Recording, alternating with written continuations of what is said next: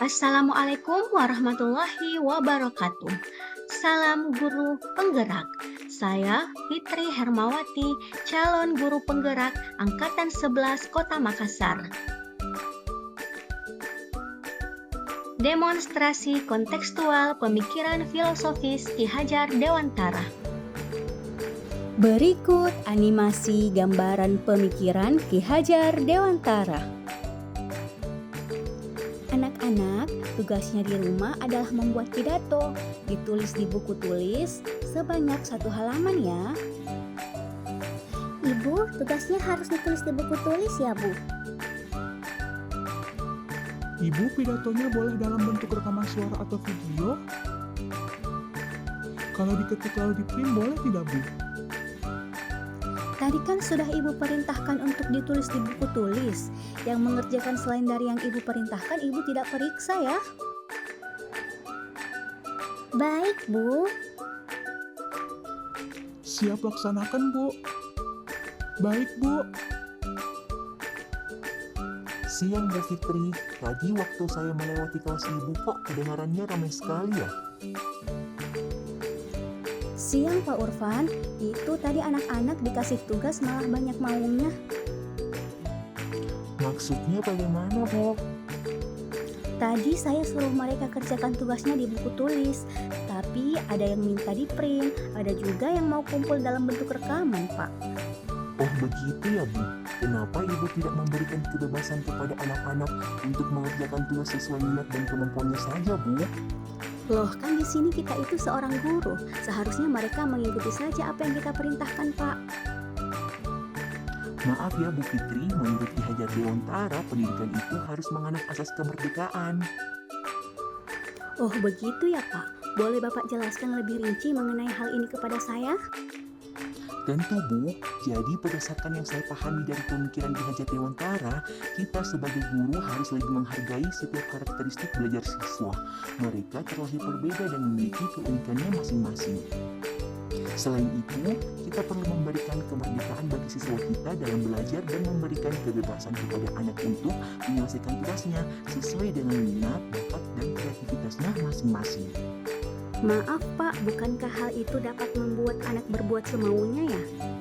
Insya Allah tidak kok Bu, justru dengan begitu potensi yang dimiliki oleh anak dapat berkembang lebih optimal. Meskipun anak diberi kebebasan, guru tetap menjadi pamong dalam memberi tuntunan dan arahan agar anak kita tidak kehilangan arah dan membahayakan dirinya. Lagian Bu, tidak ada salahnya jika anak menunjukkan kreativitasnya dalam mengerjakan tugas pidato yang Ibu berikan, apalagi jika anak menggunakan teknologi. Ini juga sejalan dengan pemikiran Ki Hajar Dewantara mengenai kodrat zaman.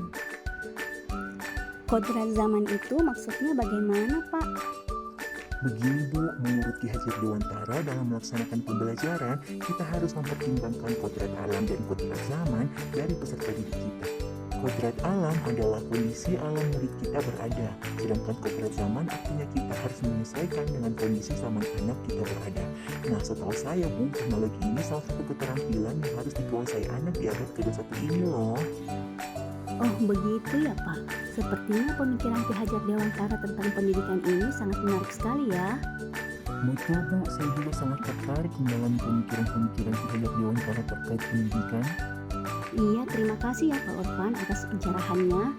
Saya juga akan belajar lagi supaya saya bisa memperbaiki pola pikir saya sebagai guru. Anak-anak, tugas yang kemarin Ibu berikan tidak wajib ditulis di buku tulis ya. Pidatonya boleh diketik, direkam, atau dibuatkan video. Hore, terima kasih, Bu. Baik, Bu. Kalau begitu saya membuat dalam bentuk video, Bu. Terima kasih, Bu Guru. Demonstrasi kontekstual pemikiran filosofis Ki Hajar Dewantara. Tujuan pendidikan.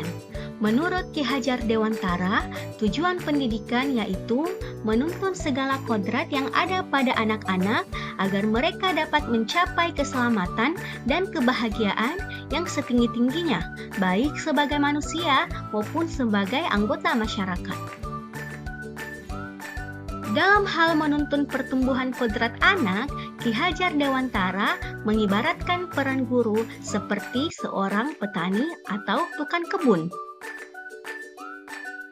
Petani yang menanam padi hanya dapat menuntun tumbuhnya padi tersebut dengan memperbaiki kondisi tanah, memelihara tanaman padi, memberi pupuk dan air, membasmi ulat-ulat atau jamur-jamur yang mengganggu agar dapat menghasilkan tanaman padi yang lebih baik.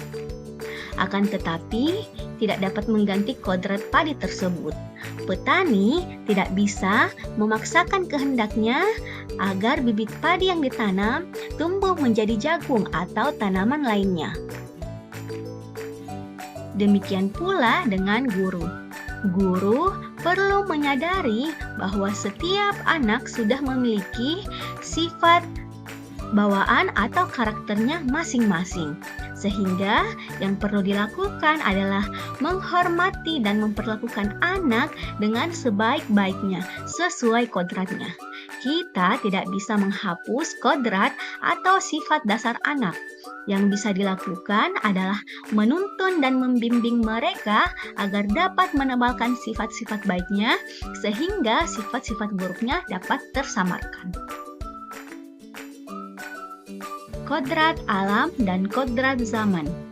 Ki Hajar Dewantara berpendapat bahwa pendidikan harus sesuai kodrat alam dan zaman. Kodrat alam mengacu pada sifat dan karakteristik lingkungan di mana anak tumbuh dan berkembang.